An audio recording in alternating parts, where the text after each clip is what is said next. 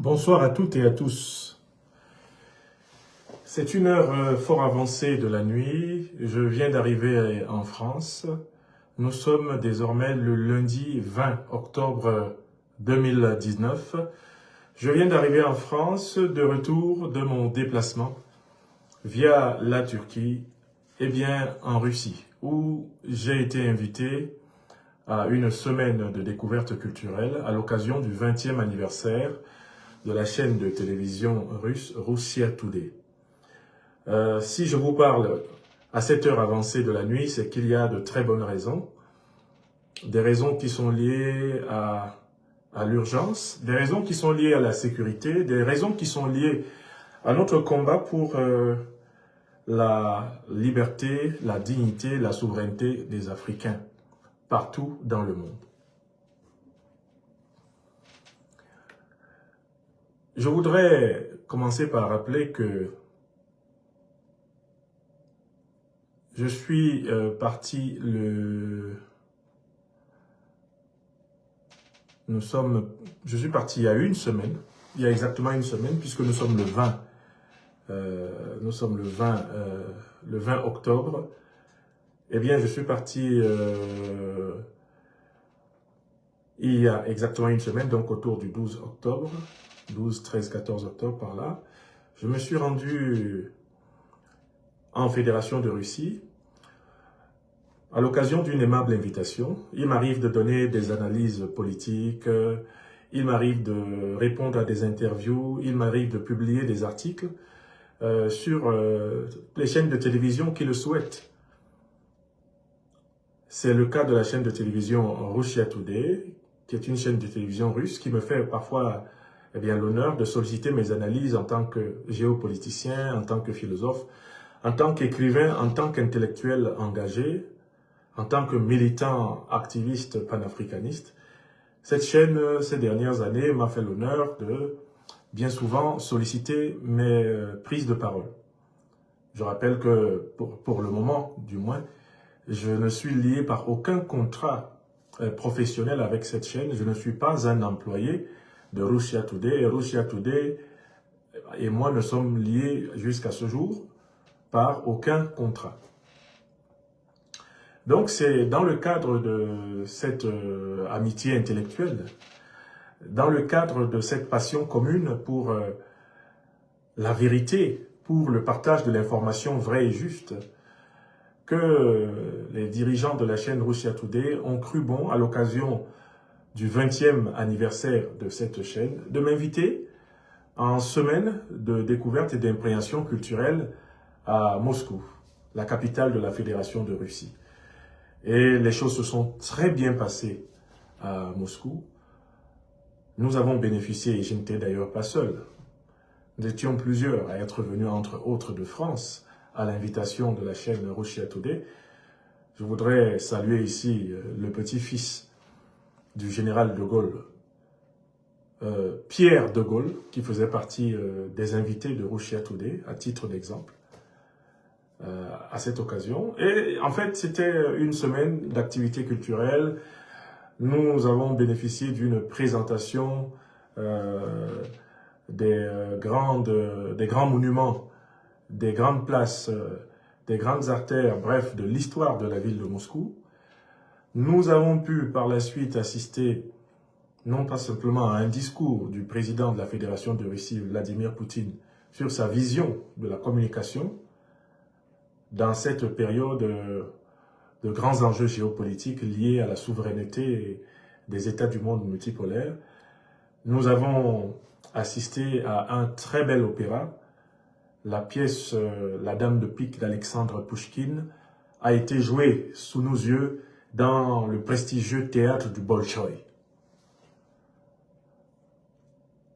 Nous avons eu l'occasion de rencontrer de nombreux intellectuels, journalistes, chercheurs de la Fédération de Russie et d'échanger nos points de vue sur la marche du monde. C'était aussi l'occasion de rencontrer plusieurs journalistes de plusieurs pays du monde, Asie, Moyen-Orient, Afrique du Nord, Afrique de l'Ouest, Afrique centrale. C'était aussi l'occasion de rencontrer des personnalités, telles des anciens présidents. J'ai eu l'occasion de faire la connaissance l'ancien président de la République d'Équateur, Rafael Correa, à cette occasion. Vraiment, c'était une semaine d'amitié, de fraternité entre les peuples, d'amitié, de fraternité intellectuelle, une semaine d'échange. Rien de plus normal dans la vie d'un intellectuel de mon exigence et de mon rang que de voyager à travers le monde à la rencontre d'autres esprits, non seulement pour partager des vues avec ces esprits-là, mais pour s'imprégner de ce qu'ils peuvent nous apporter dans notre propre combat pour l'émancipation de notre Afrique natale. Donc, c'était une excellente semaine. Mais au moment de partir, déjà, j'ai été soumis au rituel habituel. Quand je me présente au départ de la France à l'aéroport Charles de Gaulle, on retire mon passeport, on en photocopie toutes les pages. Et de manière inexpliquée, pendant plus de 30 minutes, alors que mon passeport était posé sur la table du policier du poste frontière, celui-ci était au téléphone avec son chef à qui il disait « il est là, je le laisse passer ou pas ». C'est-à-dire que le policier qui est chargé simplement du contrôle de l'identité des personnes qui entrent et sortent aux frontières était en train de demander à son chef quel traitement spécial réservé à Franklin Nyamsi. Alors qu'il n'y a aucune procédure légale qui puisse être opposée lorsque je sors de France ou lorsque j'entre en France, j'ai entendu pendant plus de 30 minutes l'agent de police du poste de frontière, là c'était il y a une semaine quand je partais à Moscou, demander à son chef la conduite à tenir. Et c'est au bout d'une trentaine, une quarantaine de minutes, il était pratiquement 6 heures du matin, je suis venu au poste de police vers 5 heures, 5h30. Il était pratiquement 6 heures, 6h10 pour un avion que j'avais à 7h20. Lorsqu'ils m'ont remis mon passeport, me soumettant au risque de perdre l'avion qui devait m'amener à Istanbul. Et à partir d'Istanbul, l'avion qui devait m'amener à Moscou. Ça, c'est ce qu'ils ont fait quand je partais. J'ai passé cette semaine en Russie, cette semaine d'impréhension culturelle. Je n'ai pas le sentiment d'avoir dit ou fait quelque chose d'extraordinaire, de différent de ce que je fais depuis plus de 25 ans. Je suis quand même auteur de plus de 40 ouvrages. Je me bats pour 4 causes. Le départ total des troupes néocolonialistes du sol africain, le démantèlement de la monnaie coloniale du franc CFA. Je me bats pour que les puissances étrangères arrêtent de venir imposer des valets, des dirigeants fantoches à la tête de nos pays. Je me bats pour fonder intellectuellement, spirituellement, les institutions économiques, sociales, politiques, les institutions culturelles de l'Afrique sur notre propre civilisation, à partir d'un réinvestissement de nos langues. Voilà le combat que je mène depuis plus de 25 ans et qui m'a permis de produire cette œuvre, dont les conférences audiovisuelles que vous appréciez beaucoup, puisque vous êtes bientôt 500 000 abonnés sur mon compte YouTube principal, Franklin Nyamsi Wa Cameroun, l'Afrique des libertés, où vous êtes, et puisque vous êtes près d'1 million d'abonnés sur mon compte Facebook, puisque j'ai la page Franklin Nyamsi, j'ai la page Franklin Nyamsi Wa Cameroun, j'ai la page Franklin Nathan Nyamsi. Toutes ces pages cumulées font plus d'1 million d'abonnés. Vous êtes des centaines de milliers sur TikTok à me suivre. Ça veut dire bon que c'est un message qui passe. Donc, j'ai toujours fait cela, en fait, depuis pratiquement mes 21 ans. À savoir défendre les 4 causes qui m'ont amené à créer l'Institut de l'Afrique des libertés, association légale basée au Mali. Donc là, depuis 2021, vous le savez, M. Macron a décidé de me persécuter au motif que je critique la politique africaine de la France. J'étais depuis 2003 professeur agrégé de philosophie de l'enseignement public français. M. Macron m'a soumis dans le cadre de ce travail à un harcèlement pendant 5 ans. Et j'ai donc rendu ma démission le 1er septembre 2025 par une lettre adressée au ministre de l'Éducation nationale et de l'enseignement supérieur. À l'époque, j'ai adressé ce courrier également en copie au rectorat de l'Académie de Normandie. J'ai reçu 2 semaines après la réponse de l'administration française confirmant que suite à ma demande de démissionner de mon poste de professeur agrégé de philosophie de l'enseignement public français, l'État français me répondait par l'affirmative, en me radiant définitivement du corps des professeurs agrégés de philosophie de l'enseignement public français. Cette réponse m'est arrivée le 15 septembre. Donc, je n'ai plus d'obligation professionnelle. Je n'ai plus d'obligation professionnelle envers l'État français. Je suis, depuis le 1er septembre 2025, un particulier. Je travaille à mon propre compte. Je mène mes activités moi-même. Je dispose de mon propre temps et de mes idées. Et je suis libre, depuis le 1er septembre, même de m'engager avec qui je veux dans le cadre de mon activité professionnelle, de conseiller politique, de consultant, d'analyste, de géopoliticien, d'écrivain. J'ai d'ailleurs engagé de nouveaux contrats d'enseignement que je vais exercer dans certaines universités africaines, comme l'Université catholique du Mali, comme l'Université publique malienne, bientôt l'Université publique nigérienne ou même l'Université publique du Burkina Faso solliciteront mon intervention comme professeur invité.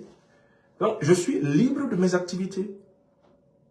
J'ai le droit d'aller où je veux sur la terre, partout où la loi ne m'interdit pas d'aller. La loi du pays en question. S'il y a un pays qui ne m'interdit pas de mettre les pieds dans son territoire, j'ai le droit d'y aller. Parce que je suis entièrement maître maintenant, depuis le 1er septembre 2025, de mes activités. Je n'ai aucune leçon à recevoir de qui que ce soit. Donc, que je me lève pour aller en Russie, c'est mon droit.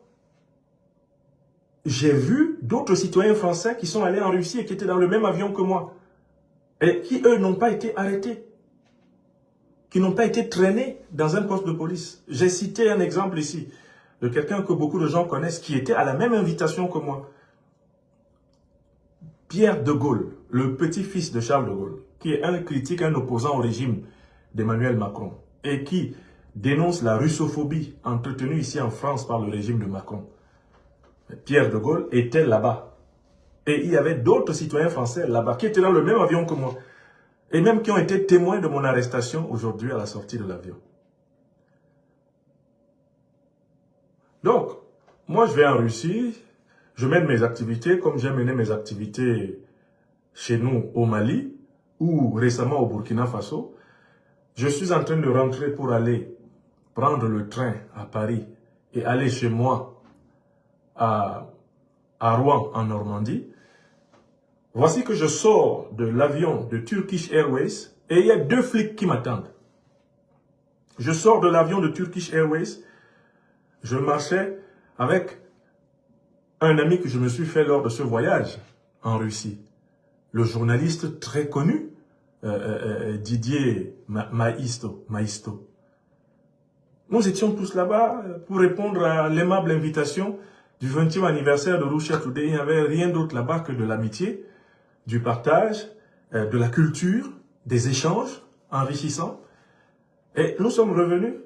Donc je sors de l'avion, je suis en train d'aller vers le poste de contrôle de l'aéroport Charles de Gaulle. Avec mon ami Didier Maisto, lui il passe. Les policiers, il y a 2 policiers avec brassard orange ou rouge plutôt à la main qui attendent, qui bouchent la sortie. Ils regardent tous les passeports et quand je présente mon passeport, ils me mettent en état d'arrestation. Ils me demandent de me mettre à gauche, de me décaler. Et dès que je me décale, ils laissent les gens passer, ils ne contrôlent plus les gens, ce qui prouve qu'ils étaient là uniquement pour m'attendre. Puisque la personne même avec qui moi j'étais a fait le contrôle et est passée avant moi. Et il m'attendait pour voir ce qui se passait et a assisté à mon arrestation. Donc on est venu au pied de l'avion. Aujourd'hui, nous sommes déjà demain, mais hier, 19 octobre, vers 23 h, on envoie 2 policiers au pied de l'avion me cueillir. Ces policiers, après avoir vérifié mon identité, confisquent mon passeport qu'ils tiennent dans leurs mains. C'est ça l'arrestation, l'interpellation. Et ils me demandent de les suivre parce que ils ont des collègues du ministère de l'Intérieur qui souhaiteraient me parler. Je dis, mais moi je n'ai pas d'amis du ministère de l'Intérieur qui m'attendent aujourd'hui, 19 octobre, à l'aéroport Charles de Gaulle. Et je suis pressé parce que j'ai un train à prendre pour aller chez moi. Donc, s'il y a des gens qui veulent me parler, dites-leur de prendre rendez-vous avec moi et j'apprécierai l'intérêt d'une conversation avec eux. Sinon, je n'ai pas prévu de causer avec des gens dans un poste du commissariat de police de l'aéroport Charles de Gaulle. Je n'ai pas le temps ce soir. Il se fait tard là. J'arrive de Moscou via Istanbul, il est 23 h. Laissez-moi aller chez moi. Ils me disent, non, suivez-nous. Les agents qui veulent vous parler vont vous expliquer le bien fondé de la conversation, etc. qu'ils veulent avoir. Je dis, mais écoutez, moi, la première chose que je dois faire maintenant, je sors mon téléphone, j'appelle mon avocat, Maître Ndjifutawo Roshawa Aboubekr. Je lui dis, Maître Abou, voici un palier de plus franchi dans la violation de ma liberté par le régime d'Emmanuel Macron, l'autocrate français. Je viens d'arriver d'un voyage personnel. Je n'ai aucun compte à rendre à Emmanuel Macron. En tant que président de la République, il n'a pas à surveiller les déplacements des citoyens. En tant qu'intellectuel, en tant que personne privée, j'ai le droit de mener les activités dans le respect des lois. Il n'y a aucune loi qui m'interdise d'aller en Russie. Sinon, je devais être en garde à vue avec tous ceux qui étaient en Russie et qui sont français comme moi. Or, eux, ils sont passés. On ne les a pas dérangés. Parce qu'on ne se permettrait pas d'arrêter tout le monde comme ça. C'est sur l'Africain qu'on vient exercer des violations spéciales. Parce que depuis 600 ans, on croit que c'est facile. Vous comprenez? Donc, je suis les deux agents de police puisqu'ils avaient pris mon passeport. Et qu'ils m'encadraient. En chemin, ils enlèvent leur brassard pour qu'on ne sache pas qu'ils sont des policiers. Parce qu'ils avaient honte d'être venus, moi seul, me chercher au sortir de l'avion de Turkish Airways. On m'amène dans le poste de police. Quand j'arrive dans le poste de police, je trouve une situation incroyable. Des personnes qui sont en état d'arrestation sont en train de hurler de douleur. Je n'ai pas vu la scène, mais il y avait de la violence dans le poste de police. Il y a des personnes apparemment d'origine indienne qui étaient en train d'être probablement maltraitées là-bas.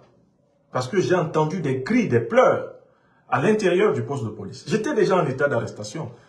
Moi, je me suis assis, j'ai posé mes bagages à côté et j'ai continué à donner les informations pertinentes à mon avocat.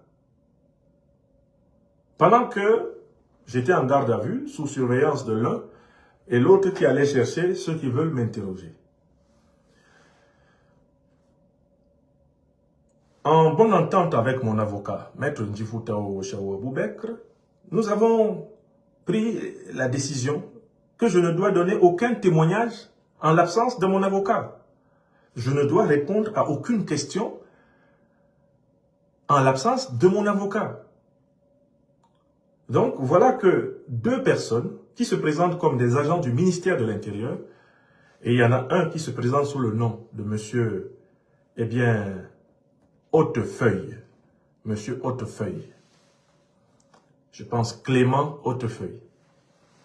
Il y en a un, il est en veste, il est plutôt très bien habillé. L'autre est habillé un peu comme les policiers en opération le sont souvent. Il est habillé d'une manière beaucoup plus ordinaire. Mais le principal interrogateur qui est venu, c'était un homme plutôt jeune, mais avec une certaine prestance, même aristocratique. Hein. Donc, il s'appelle Clément de Hautefeuille, ou Clément Hautefeuille. Un nom qui semble être d'ailleurs un nom en particulier, parce que j'ai exigé qu'il me dise comment il s'appelle. Et en vertu de quoi il m'avait arrêté. Donc, ces hommes-là ont essayé de m'expliquer que je n'étais pas en garde à vue, que je n'étais pas en état d'arrestation, et qu'on m'avait demandé qu'on aille me chercher, parce qu'on souhaitait avoir une conversation avec moi, un entretien à bâton rompu, dans un petit bureau à côté. On souhaitait parler avec moi. Alors, j'ai appliqué la doctrine. sur laquelle, avec mes avocats, les avocats du collectif L'Afrique des Libertés, nous sommes constants. Je n'ai pas à parler à un agent du ministère de l'Intérieur, à un agent de police. Je n'ai pas à répondre à des questions dans un cadre extra-légal. Je n'ai pas à être mis à table comme on mettrait à table un vulgaire espion ou un agent double ou je ne sais quel mercenaire pour devoir, je ne sais pas, faire je ne sais quelle confidence à ces messieurs. Donc j'ai dit à monsieur Hautefeuille que je refusais de coopérer en l'absence de mon avocat. Et que s'il souhaitait que cet entretien ait lieu, dans le cadre de cette garde à vue qui venait de commencer, je demandais que mon avocat vienne d'abord et qu'on me trouve d'ores et déjà une chambre ou un lit pour dormir, qu'il me montre le coin de cellule où je dois dormir en attendant mon avocat.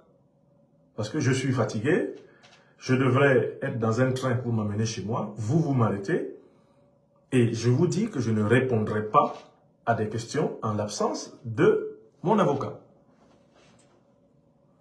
Alors on se met à m'amadouer, mais écoutez, faites-nous confiance, il faudrait juste qu'on se retire dans une petite salle à côté, et vraiment c'est pas quelque chose de... C'est vraiment pas quelque chose de pénal, c'est vraiment pour vous, pour essayer de comprendre pourquoi. Et alors là, il lâche la bombe. C'est alors là pour essayer de comprendre pourquoi vous vous attaquez aux intérêts de la France avec des États ennemis de la France. Et il cite la Russie, le Mali, le Burkina Faso et le Niger. Monsieur Hautefeuille m'accuse de m'attaquer aux intérêts français avec des États étrangers ennemis de la France. Et il cite, je recommence bien, la Russie, le Burkina Faso, le Mali et le Niger. Et il ajoute, vous vous permettez en tant que citoyen français d'être ami de ces États qui sont nos ennemis, alors qu'en France, on respecte les libertés, on n'est pas comme ces pays dans lesquels sont pratiquées les déportations, les enlèvements, les massacres et les génocides. Donc c'est pour cela que nous voulons vous appeler, M. Niamsi, à vous expliquer. J'ai regardé M. Hautefeuille, je lui ai dit, je ne répondrai à aucune de vos injonctions en l'absence de mon avocat. Avec mon avocat, Maître Ndjifouta Ouoshaou Aboubek, nous avons déjà écrit une lettre explicite au ministre de l'Intérieur. À l'époque, c'était Gérald Darmanin. Gérald Moussa Darmanin. C'est comme ça qu'il s'appelle. Nous lui avons déjà écrit pour lui demander pourquoi je suis tracassé aux aéroports. Quel crime ai-je commis? Quel péché contre le Saint-Esprit ai-je commis pour être persécuté depuis 5 ans sous le régime de Macron? Les services de M. Darmanin ont répondu qu'ils ne peuvent pas me dire pourquoi je suis l'objet de ce harcèlement, de ce traitement spécial lors de mes entrées et de mes sorties. Pourquoi est-ce que je suis traqué? Parce que si on me disait pourquoi, je risquerais de prendre des dispositions pour éviter qu'on me contrôle bien. C'est ça la réponse qu'ils ont donnée. Et je rappelle donc aux 2 flics que le ministère de l'Intérieur a refusé de dire au nom de quoi il m'a fiché S. Il a refusé de s'expliquer là-dessus. Nous attendions une explication écrite parce que nous avons demandé une explication écrite. Nous ne l'avons pas eue. Maintenant, vous venez et vous me demandez de venir avec vous dans une petite pièce dans laquelle nous allons nous parler. Et vous dites, ça, c'est pas dans le cadre d'une procédure légale. C'est vraiment une conversation pour essayer de comprendre ce qui se passe. Et je vous dis, je suis tout à fait d'accord pour parler avec vous, mais à une seule condition. Je suis tout à fait d'accord pour parler avec vous, mais à une seule condition. C'est que mon avocat soit là. Mon avocat doit être là. Moi, je ne parle pas avec vous sans avocat. Parce que je n'ai aucune espèce de garantie. Je ne suis pas votre ami. Vous n'êtes pas mes amis. Je n'ai pas rendez-vous avec vous ce 19 octobre 2025 à l'aéroport de Paris-Charles de Gaulle. Je n'ai aucune confidence à vous faire. Mon avocat vient et on commence l'entretien. Vous pouvez d'ailleurs m'adresser une convocation légale, en bonne et due forme, en disant rendez-vous à tel commissariat, tel jour pour affaire vous concernant. Il dit non, non, non, non, c'est pas ça. C'est pas une affaire. Nous, on veut essayer de comprendre pourquoi vous combattez la France. Je lui dis, écoutez, je ne vais pas vous répondre. Vous êtes en train d'insinuer des choses très graves contre moi, mais je ne vais pas vous répondre. Parce que vous reconnaissez vous-même que vous m'avez arrêté dans un cadre illégal. Vous n'avez pas reçu mandat d'un juge pour m'arrêter. Donc je demande, une fois de plus, que mon avocat, que j'ai dûment alerté, je demande que Maître Ndjifouta Oshao Aboubekr soit autorisé à se déplacer depuis Bruxelles pour venir ici. Parce que vous, là, vous m'avez fait rater mon train. Par votre faute, je suis en train de rater mon train pour rentrer en Normandie. Je vais être obligé de dormir en hôtel à Paris par votre faute. Vous dites que c'était pour une conversation, c'est pour qu'on échange à bâton rompu, etc. Mais je me rends compte que vous m'avez arrêté. Quand on veut avoir une conversation à bâton rompu avec quelqu'un, on ne l'arrête pas. On ne le kidnappe pas à la sortie de son avion. On ne le cueille pas comme un vulgaire voyou, un bandit, sous la vue de tout le monde. Donc, écoutez, soit vous laissez venir mon avocat, soit vous me laissez aller chez moi. Vous me rendez mon passeport et je vais chez moi. Et c'est à ce moment que ce fameux monsieur Hautefeuille va plus loin. Il me dit, vous ne savez pas la chance que vous êtes en train de rater. Vous allez regretter. Parce que c'est une chance qui vous est donnée de vous expliquer. Parce qu'on ne peut pas accepter que vous vous opposiez aux intérêts de la France. Et moi, je réponds à M. Hautefeuille, je prends acte des menaces que vous formulez contre moi. J'ai demandé à répondre à vos questions dans un cadre légal, en présence d'un avocat. Vous refusez que ça se passe dans un cadre légal, vous voulez m'amener dans un cadre extra-légal. Et comme je refuse, vous me menacez, littéralement, d'utiliser des moyens illégaux pour me sanctionner, pour me punir, de ne pas faire les 4 volontés de M. Macron, votre envoyeur. Alors, je tiens à vous dire que je n'accepterai jamais de vous donner un témoignage dans un cadre illégal. Je ne suis pas votre ami. Je ne suis pas votre camarade. Je ne suis pas votre copain. J'ai aucune conversation privée à avoir avec vous. Je ne vous connais ni d'Adam ni d'Ève. Donc, à partir de maintenant, je ne vous parle plus. Vous m'avez mis en garde à vue. Je vais peut-être déjà me débrouiller pour dormir et attendre ce que vous voulez faire de moi. Ah non, non, non, écoutez, bon, on vous a donné toutes les chances, vous n'avez pas voulu les saisir.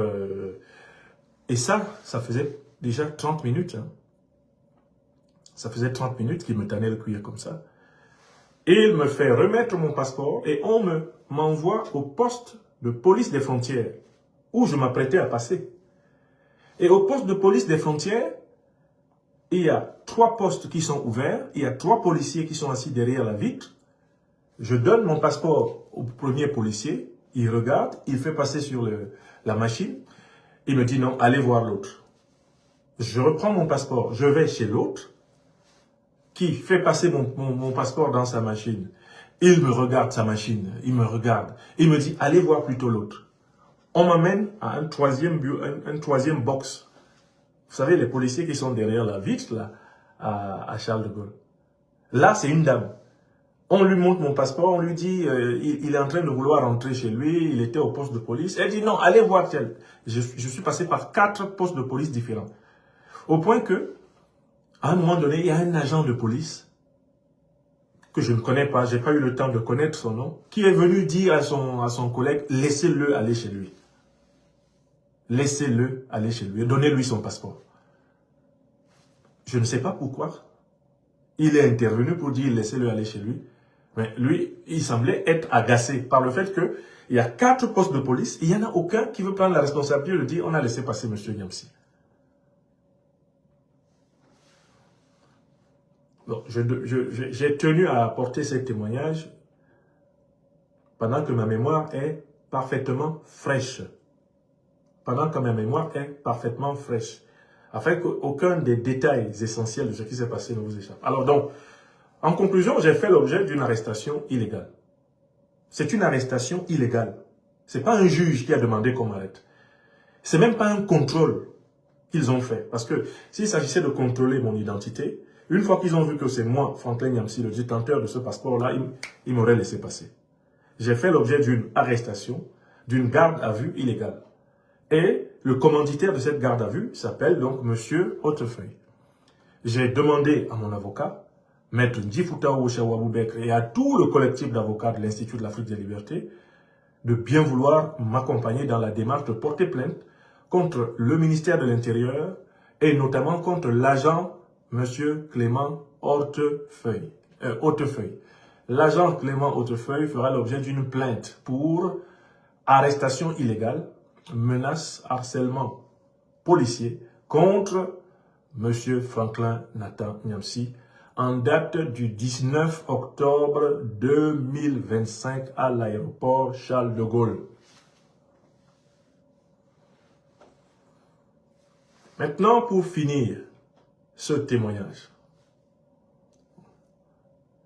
beaucoup d'entre vous m'écrivaient en disant « Ces gens-là sont très dangereux, il faut quitter la France, il faut aller en Afrique, vous avez des pays qui vous sont hospitaliers, allez là-bas. » Quand vous êtes assis chez vous là, et que vous dites à quelqu'un « Va là-bas, va là-bas, va là-bas », vous devez vous demander si vous savez quelle est la situation réelle de cette personne.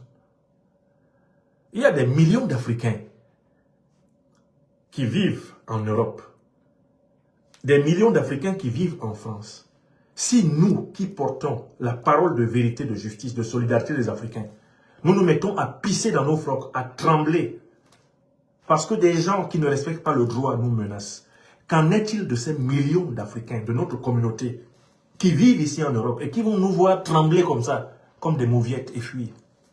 Si Niamsi ou à Cameroun ou à Africa doit pisser dans ses frocs parce qu'on l'arrête à la sortie d'un avion à l'aéroport Charles de Gaulle, est-ce qu'il peut être un leader communautaire? Qu'en est-il de mon peuple?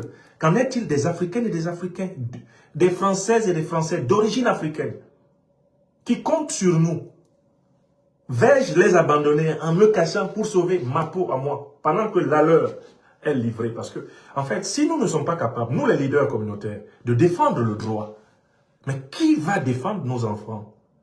Qui va défendre les millions d'Africaines et d'Africains qui vivent en Amérique, qui vivent au Canada, qui vivent en Europe? Qui va les défendre si nous, qui sommes capables de penser, d'écrire, qui pouvons organiser avec le soutien des robes courageuses de l'Afrique des libertés, notre défense, si nous là on recule, mais toute la communauté va devenir une communauté d'esclaves. Ça veut dire que les Africains en France deviennent des esclaves. Si Niamsi tremble parce que Macron le menace de le mettre en prison, que va donc faire Diarra? Que va faire Manga? Que va faire Dambélé? Oui, que va faire Moussongo, qui lui n'est pas connu comme Niamsi et qu'on menace de la même façon? Donc arrêtez avec cet argument facile que vous avez. Vraiment, il faut partir. Partir où? Est-ce que c'est eux qui m'ont envoyé ici? Mieux, ce que vous ne savez pas, c'est que les puissances impérialistes et néocolonialistes ont des services secrets qui agissent partout. Les services secrets français ont déjà tué des tas de gens hors du territoire français. C'est pas parce que je serai hors du territoire français que si M. Macron a décidé une opération homo contre moi, elle ne va pas être exécutée. Ils peuvent m'atteindre partout sur la terre. Oui! Et ils ont déjà tenté de m'atteindre partout sur la terre. Là, j'étais à l'étranger, j'étais en Éthiopie, dans un avion d'Ethiopian Airlines. J'étais au Niger, quand des agents de la DGSE nous ont poursuivis dans l'avion pour m'encercler. Il y a 3 témoins. Maître Ndjifouta Ouaboubek, Maître Alexis Iou, Maître Sylvain Senda. Ils ont vécu ça en direct. Vous pensez que nous qui nous battons pour la dignité, pour la respectabilité de la communauté, nous on doit être des fuyards? Vous me voyez moi être fuyard? Les grands héros africains que nous honorons, ils avaient moins de 40 ans quand ces gens-là les ont tués. Moi, à 53 ans, je vais trembler parce que Macron veut me mettre en prison, parce que Macron veut m'intimider, parce que Macron veut m'arracher mes biens, parce que moi, je vais trembler à mon âge. C'est impossible. Parce que j'ai parfaitement conscience que mon attitude va influencer celle de mes enfants. Mon attitude va influencer celle de la communauté des Africains du monde entier. Mon attitude va influencer positivement ou négativement une Africaine ou un Africain qu'on piétine actuellement, quelque part en France, quelque part en Europe, quelque part en Amérique. Une Africaine ou un Africain qu'on est en train de piétiner maintenant, quelque part, dans les îles des grands océans. Tous ces gens-là se relèvent parce que nous sommes debout. Nous nous relevons parce que le président Ibrahim Traoré, le président Assimi Goïta, le président Abdourahmane Tiani sont debout. C'est à cause des Africains debout que les autres Africains sont debout. Donc pourquoi je devrais trembler à l'idée d'aller et venir en France alors que j'en ai le droit? Aller et venir en France est un droit. Je suis citoyen. Je possède des biens. J'ai une famille de naissance française. C'est-à-dire que vous pensez qu'on se lève comme ça du jour au lendemain, on enlève tous les droits à des gens uniquement parce que M. Macron n'est pas content? Il m'a fait chantage de mon poste de professeur. Je le lui ai remis. La paye de professeur agrégé, je ne l'ai plus. Depuis le mois de janvier, il m'arrachait 60% de mon salaire sur la base d'une augmentation arbitraire de mon impôt. Je lui ai remis à Macron mon poste. Là, on lui demande de démissionner de la présidence de la République française. Il n'ose pas. Moi, j'ai démissionné du poste de professeur agrégé de philosophie. Si Macron est courageux, qu'il démissionne de la présidence de la République et on va voir dans la cité si lui, il peut tenir un discours devant moi. Intellectuellement, je suis d'une catégorie supérieure. Je peux être le professeur de M. Macron. Dans n'importe quelle université de ce monde, quand j'entre, M. Macron s'assoit du côté des étudiants. Oui!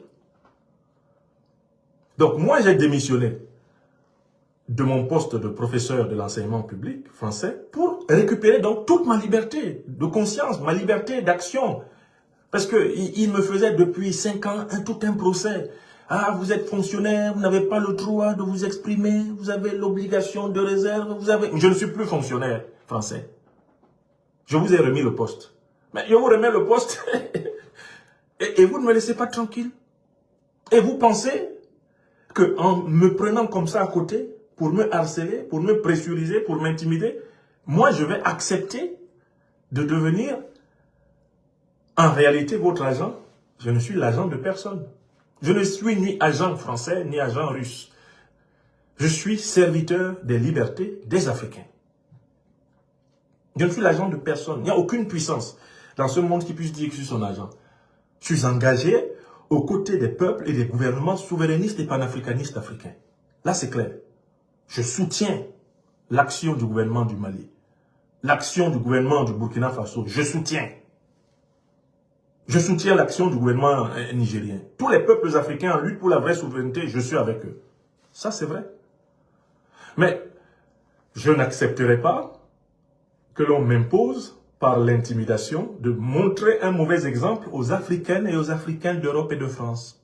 Si nous, Niamsi ou Cameroun, nous devons nous comporter en poltron, ça veut dire que nous abandonnons notre communauté aux caprices des néocolonialistes français, des impérialistes occidentaux et des valets dictatoriaux africains. Donc il est hors de question que je sois en train de raser les murs. Pour quel cri?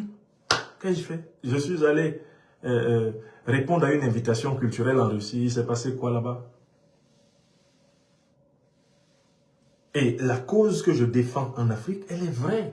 Toute Française, tout Français honnête reconnaissent que la cause est vraie. La cause est vraie. Qui aimerait que son pays soit occupé militairement par des troupes étrangères? Aucune Française, aucun Français. De Gaulle ici a chassé les Américains quand ils étaient tentés de rester en France. Mais qui aimerait que la monnaie qu'on utilise dans son pays natal soit contrôlée par la banque d'un autre pays? Mais aucun Français, aucune Française. Quand on a voulu maintenir la France sous l'occupation américaine, c'était pour la maintenir sous la domination du dollar. De Gaulle a refusé. Il a même récupéré les réserves de change de la France dans les banques américaines, les réserves d'or. Parce qu'il tenait à la souveraineté de la France. Qui accepterait que ce soit des dirigeants étrangers qui viennent dicter le choix des dirigeants français et non pas le choix souverain du peuple français? Qui accepterait ça? Qui accepterait qu'on vienne imposer aux Français de parler une langue étrangère en lieu et place du français? Personne, personne. Or, c'est ce que je revendique pour l'Afrique. Je ne demande rien à la France que la France ne demande pour elle-même. Je ne demande pour l'Afrique que ce que n'importe quel pays, n'importe quelle communauté normale demande pour elle-même. Vous comprenez? Donc, j'ai la conviction de mener un combat qui est véridique, qui est juste, un combat solidaire et fraternel. Ce n'est pas un combat raciste. Je n'appelle pas à la domination des Noirs sur les Blancs, des Rouges sur ceux, rien du tout. J'appelle à la souveraineté respectée et réciproque des peuples. Voilà. Donc, la question de la sécurité que vous soulignez, d'ailleurs, j'y ai répondu dans l'interview que Mariam Feugio de Russia Today m'a faite à Moscou. J'ai répondu à cette question en disant, il faut savoir que quand vous vous engagez pour la liberté, pour la justice de votre collectivité, de votre communauté, il faut savoir que l'ennemi vous suit partout.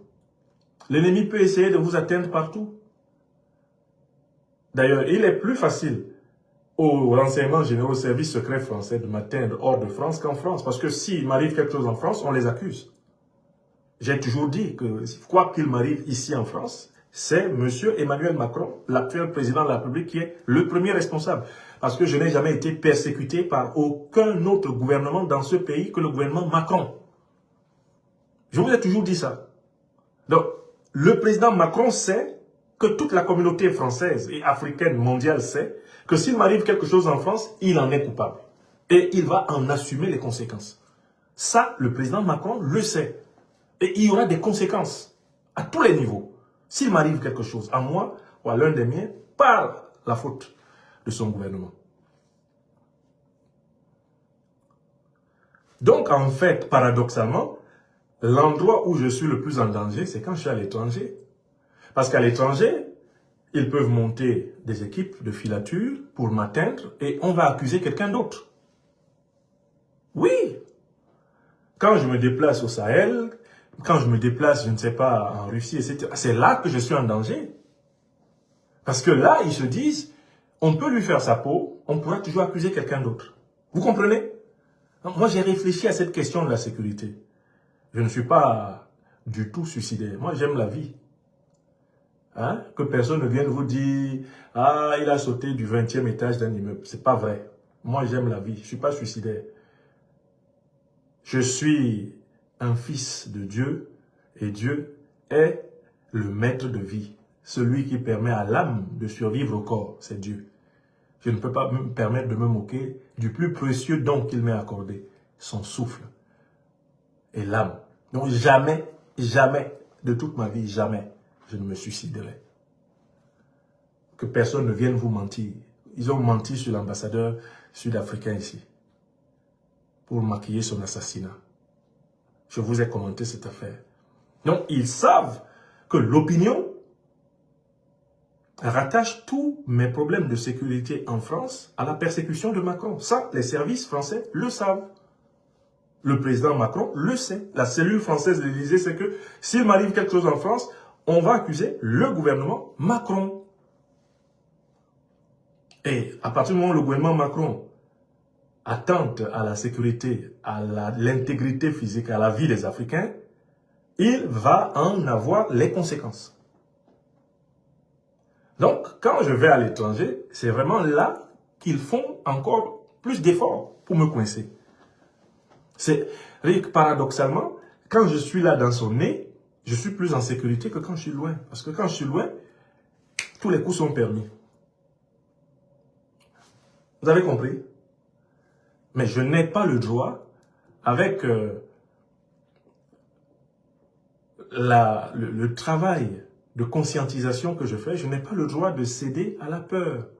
Je n'ai pas le droit de céder à la panique. Il y a des millions de gens qui sont aujourd'hui en train de se redresser parce qu'il y a des gens comme Franklin Nyamsi sur la terre. Je n'ai pas le droit de laisser ces gens-là comme ça en disant, bon, ok,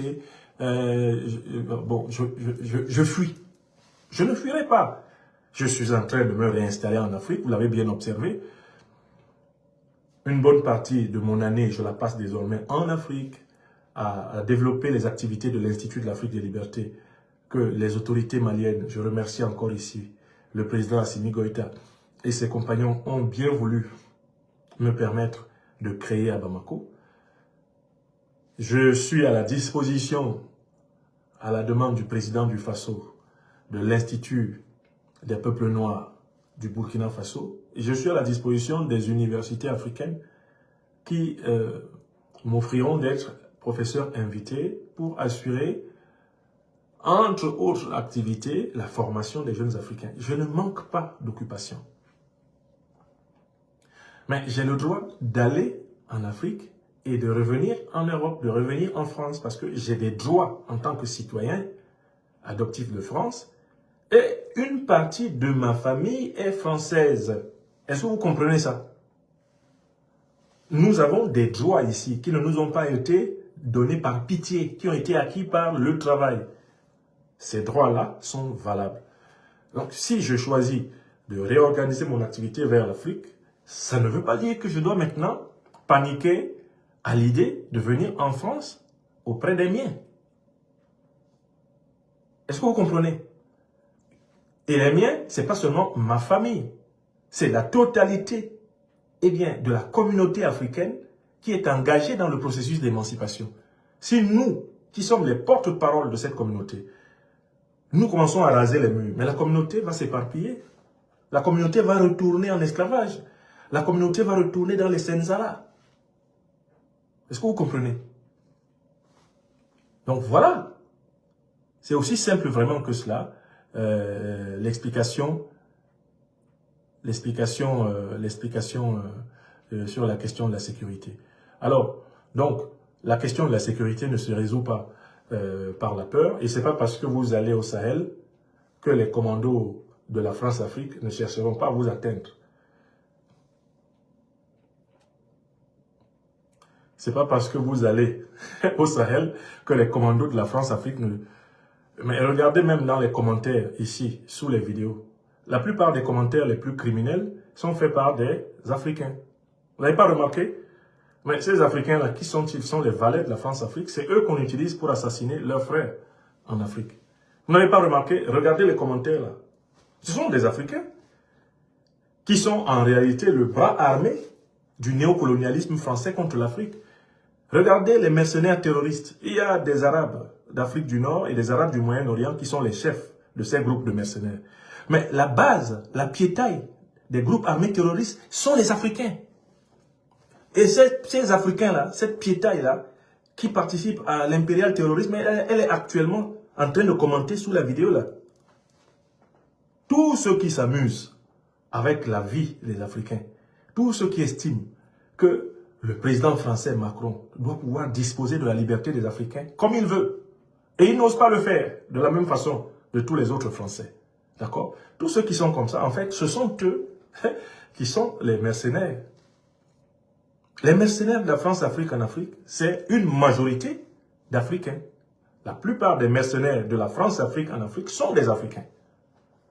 Vous les reconnaîtrez à leurs commentaires. Ils sont là, les mercenaires. Ceux qui sont prêts à tuer des Africains pour faire plaisir au maître néocolonial français. Ils sont là. Vous les voyez sous les commentaires. Donc, je ne suis pas, et je recommence là-dessus, je ne suis pas plus en sécurité ici en France qu'en Afrique. Je vous le dis. Je ne suis pas plus en sécurité ici en France qu'en Afrique. La sécurité est un problème partout pour celui qui s'engage pour libérer sa communauté. La sécurité est un problème partout pour lui. Vous avez compris? Bon. Donc, nous allons porter plainte contre M. Clément de Hautefeuille. Nous allons porter plainte contre lui pour arrestation illégale et nous allons poursuivre nos activités. Nous allons poursuivre nos activités. Ce énième incident, cette énième menace, en fait, in fine, il est venu me dire que si je ne fais pas les 4 volontés du gouvernement Macron, on va me régler mon compte, mais ça ne sera pas au tribunal.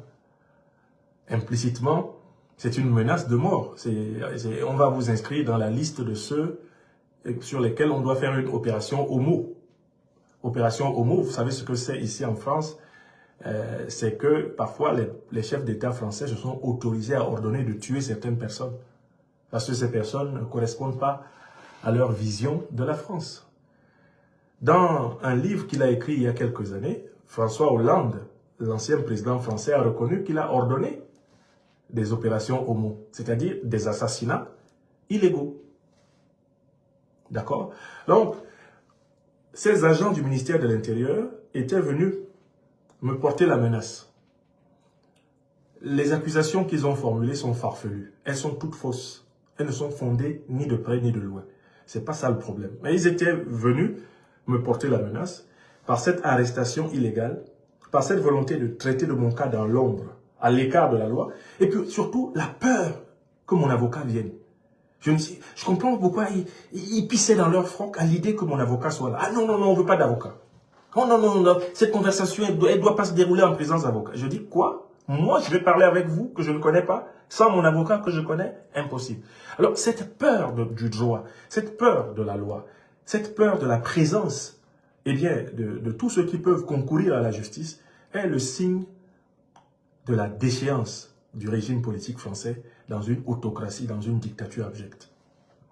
Oui, nous sommes en France en 2025 et des fonctionnaires du ministère de l'Intérieur veulent interroger un intellectuel politique panafricaniste à l'abri des avocats, à l'abri de la justice. Ils veulent l'interroger, pour ainsi dire, dans une chambre noire. Voilà où M. Macron a conduit le peuple français. Dans un recul inouï de son état de droit. Dans un recul inouï de son état de droit. Ce qui s'est passé aujourd'hui, il y avait des témoins. Et les motifs qui ont été avancés sont des motifs d'une gravité, c'est une diffamation incroyable. Non seulement sont des motifs qui puent le mépris envers la souveraineté des pays africains, parce que les propos que ce monsieur a tenus sur le Burkina, le Mali et le Niger sont intolérables, mais ce sont des propos qui sont brutalement russophobes. C'est la russophobie sous sa forme la plus primaire, la plus abjecte, la plus élémentaire que M. Hautefeuille m'a servi. En tentant de me flatter, de se présenter comme quelqu'un qui voudrait aider à ce que ma situation de harceler, de persécuter de la Macronie connaisse une issue favorable. Alors, quand quelqu'un vous aime avec le même amour que la corde a pour le pendu, vous n'êtes pas obligé d'y faire droit. Moi, je continuerai à défendre mon droit. Je continuerai à m'appuyer sur la formidable équipe d'avocats. Je salue Maître Abou, Maître Alexis Iou, Maître Sylvain Senda, Maître Corinne Jeanne et Léa Tangan. Je salue Maître Sylvain Babin, Maître Taboulam Beko, Maître Diakité. Je les salue tous, les avocats de l'Afrique des libertés. Je salue Maître Geoffroy Balonga. Je salue tous ceux qui, depuis plusieurs années, plusieurs mois maintenant, se sont tenus, dressés dans leur robe noire pour que le droit soit constamment dit à propos de la lutte que nous menons pour la cause légitime de notre peuple. Donc nous allons poursuivre la lutte légale et pour ma part, je n'ai plus de contrat avec l'État français. Donc je n'ai plus à répondre devant un conseil de discipline quelconque de quelques idées que j'ai. Si quelqu'un n'est pas d'accord avec une idée que j'ai professée dans l'une de mes vidéoconférences ou dans l'un de mes livres, il me porte plainte, on va au tribunal correctionnel, on en discute là-bas, on tranche. D'accord? Mais il est hors de question que j'accepte cette intimidation. Il est hors de question que je me soumette à ces menaces, à ce harcèlement.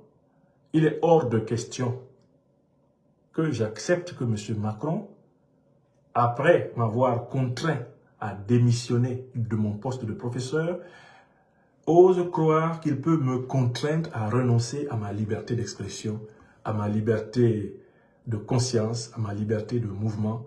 C'est hors de question. D'où je conclus ce propos. Il se fait tard et ça fait 55 minutes que je vous parle. Je l'ai toujours dit aux Africaines et aux Africains sur le continent et dans les diasporas. J'ai toujours dit, quoi qu'il m'arrive, par la faute du néocolonialisme français, au lieu de me pleurer, agissez en conséquence. Je recommence une deuxième fois.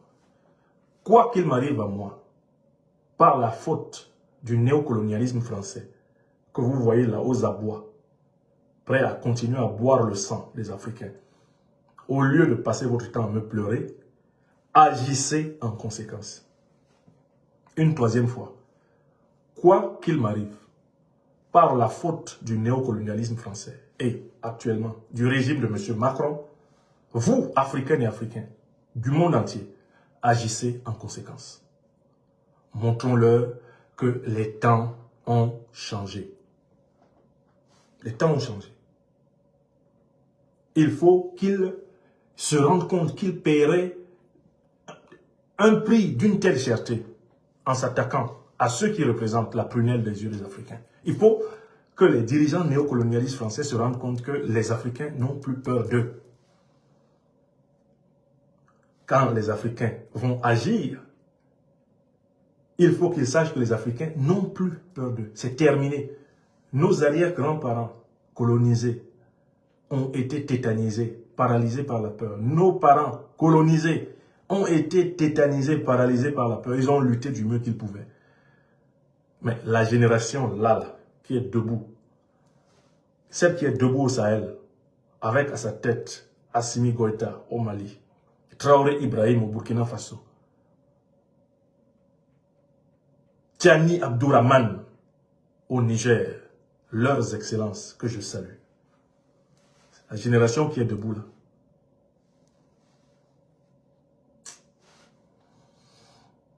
Il faut que les dirigeants français de tous les bords prennent acte du fait qu'ils ne peuvent plus nous coloniser, ils ne peuvent plus nous dominer, ils ne peuvent plus nous écraser, ils ne peuvent même pas nous effrayer. Et ils ne nous effrayeront même pas en tuant l'un d'entre nous ou en nous tuant. Parce que la lutte redoublera d'énergie avec des conséquences fatales à tous les niveaux. Nous ne sommes pas des mendiants de vie auprès du président français. Je ne mendie pas ma vie à Macron. Nous exigeons d'être respectés dans nos droits, dans notre dignité de personne, comme nous respectons les droits et la dignité de toutes les personnes. Que personne ne croit qu'il va nous empêcher de nous exprimer, qu'il va nous empêcher de nous associer, qu'il va nous empêcher d'agir. Le 21e siècle sera africain ou ne sera pas.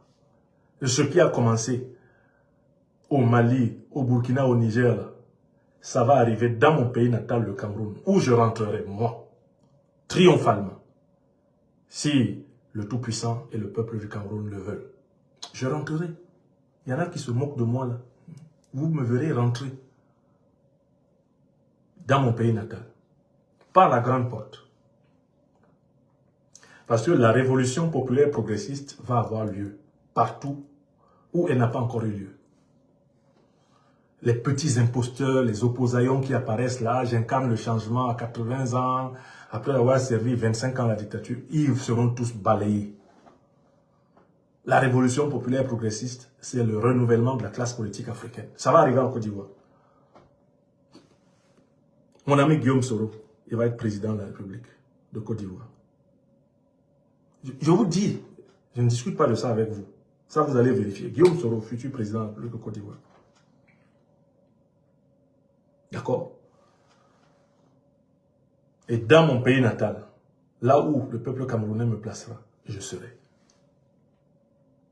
Mais il est hors de question qu'il soit dit par n'importe quel hagiographe. Il se soumirent à la France-Afrique. Notre génération, c'est jamais. Donc, agissez en conséquence. Agissez en conséquence. Agissez en conséquence. Voilà le message dont j'étais porteur. J'avais prévu de vous parler plus amplement demain, mais en fait, on est déjà le lundi. Je vous parlerai vers 22 h depuis mon oratoire de Normandie, Dieu le voulant, ce soir. Mais là, j'ai été obligé de venir ici donner ce témoignage, pendant que ma mémoire de ce qui s'est passé à l'aéroport est encore fraîche. Monsieur Macron veut désormais régler mon cas par des moyens extra-légaux, puisqu'il envoie des agents du ministère de l'Intérieur me sortir du cadre juridique et essayer de me tirer à côté de la loi pour disposer de moi. Mais je ne suis pas de ceux qui acceptent cela. Je refuse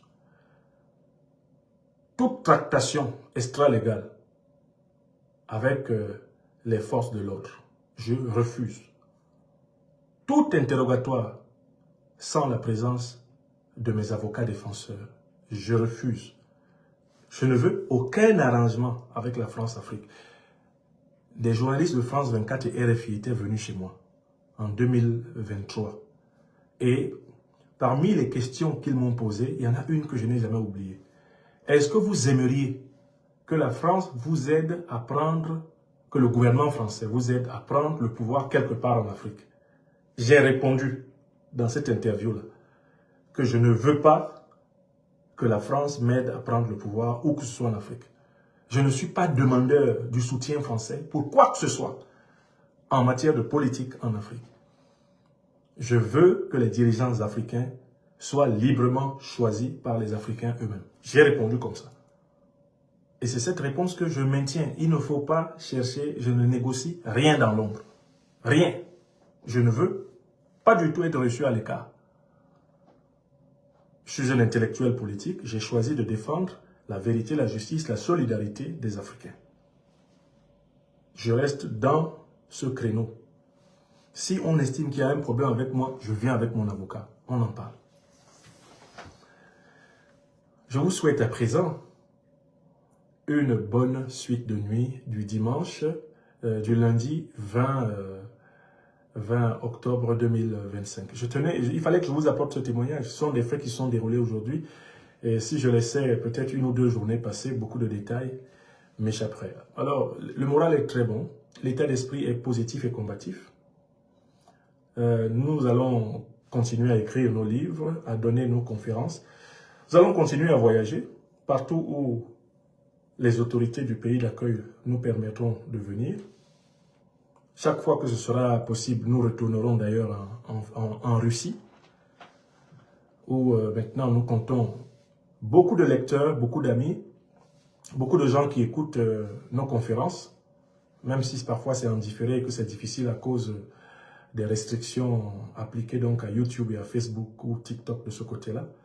Je voudrais leur dire du fond du cœur, je passe si bas à tous les amis, à toutes les amies de Russie qui nous ont offert, avec beaucoup d'autres intellectuels, analystes politiques, journalistes, que ce soit des Français, des Européens, des Américains, des Africains. On a vraiment passé une semaine d'échanges culturels intenses, une semaine de vraie amitié à Moscou.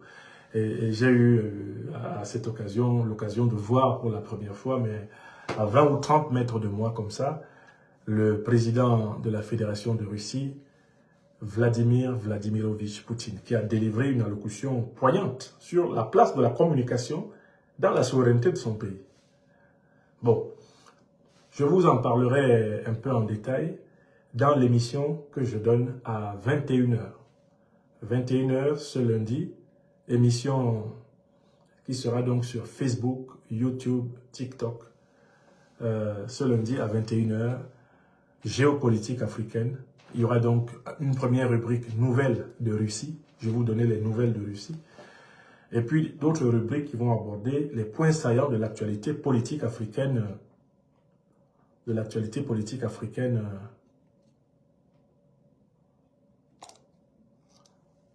Les points saillants de l'actualité politique africaine du point de vue de l'Afrique des libertés. Merci infiniment. Remercions le Tout-Puissant à travers nos ancêtres angélisés pour ce jour de grâce qui nous est autorisé. Si nous sommes vivants, c'est vraiment parce que Dieu le veut. Ne surestimons ni de près ni de loin notre force, mais disons toujours notre fidélité à notre engagement et disons aux Africaines et aux Africains qu'ils peuvent compter sur leurs serviteurs pour marcher avec courage, détermination, persévérance sur le chemin de la justice, de la vérité, le chemin de la Mahat, jusqu'à ce que le temps fixé pour nos œuvres terrestres, eh bien, advienne. Donc voilà, n'ayez pas peur. Africaines, Africains de tous les continents, n'ayez pas peur. Vous connaîtrez la vérité et la vérité vous libérera. Et c'est mon ministère de la vérité qui me vaut la persécution des néocolonialistes français, du régime néocolonialiste d'Emmanuel Macron. Voilà. Et cette vérité nous enseigne que nous ne devons pas nous laisser dominer par la peur. En vérité, si tu as peur, tu as déjà quitté le domaine de la vérité et tu vas te réfugier dans les illusions, tu vas te réfugier dans les faux espoirs. Il faut être prudent du mieux que tu peux, mais il ne faut pas vivre dans la peur. Vivre dans la peur, c'est perdre la valeur de sa propre vie. Bonne nuit à toutes et à tous. Ça fait bien 1 heure et 6 minutes que je vous ai entretenu. Alors, je rendrai un service, c'est de bloquer de manière très disciplinée tous ceux qui ont dit des imbécilités sous la présente conférence. Comme ça, ils ne bénéficieront plus de mes modestes lumières. C'est le cas, par exemple, de Boubacar Mahaman Maïga, qui est en train d'écrire sur Facebook, comme si Facebook était son village à lui. Il écrit, c'est pas mieux de rester chez vous en Afrique. Là, il est sur Facebook, et Facebook, c'est Mark Zuckerberg qui l'a créé, c'est un Américain. Voilà quelqu'un qui écrit sur une plateforme américaine qu'il faut rester en Afrique. Il ne se rend même pas compte de l'incongruité de son discours. Il faut aller écrire ça sur le mur de ton village, Boubacar Mahaman Maïga. Il ne faut pas écrire ça sur Facebook. Parce que même Facebook, là, ce n'est pas pour toi. Ces arguments stupides. Bonne soirée à tous.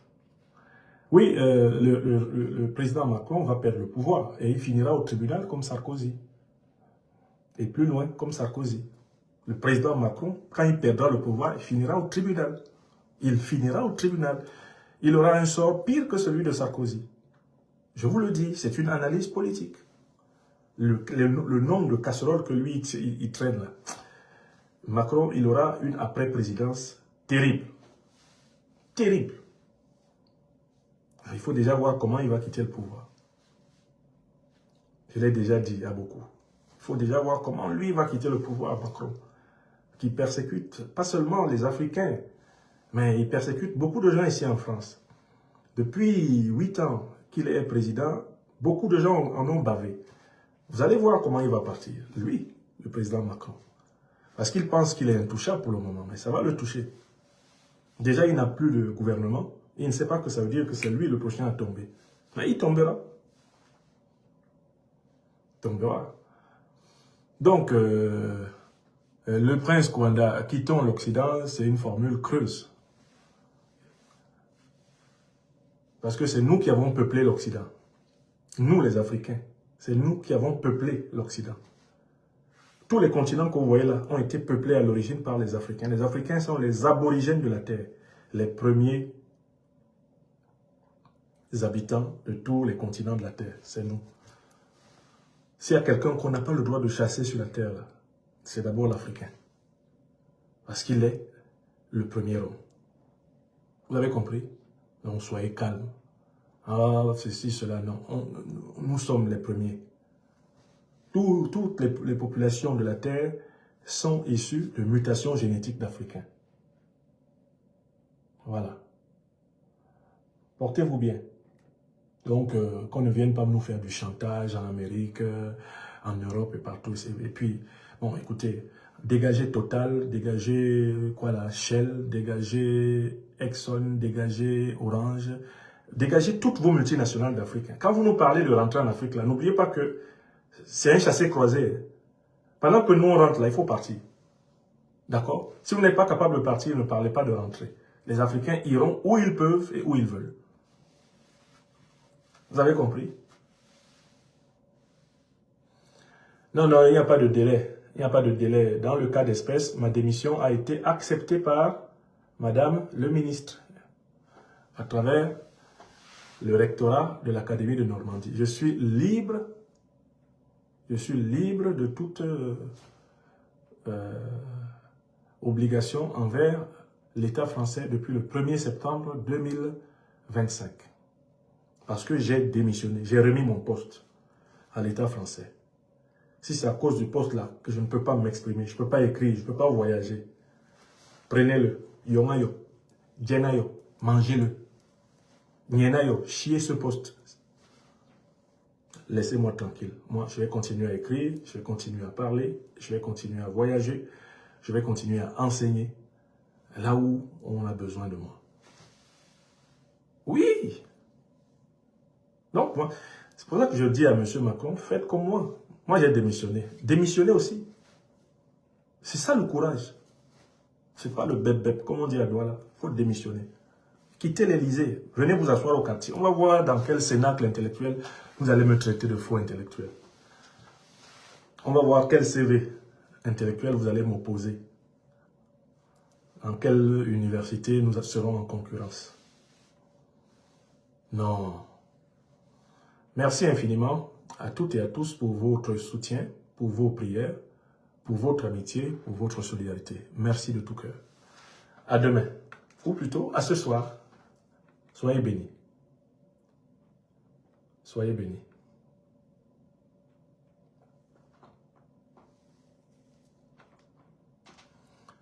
Bonsoir à toutes et à tous. Merci.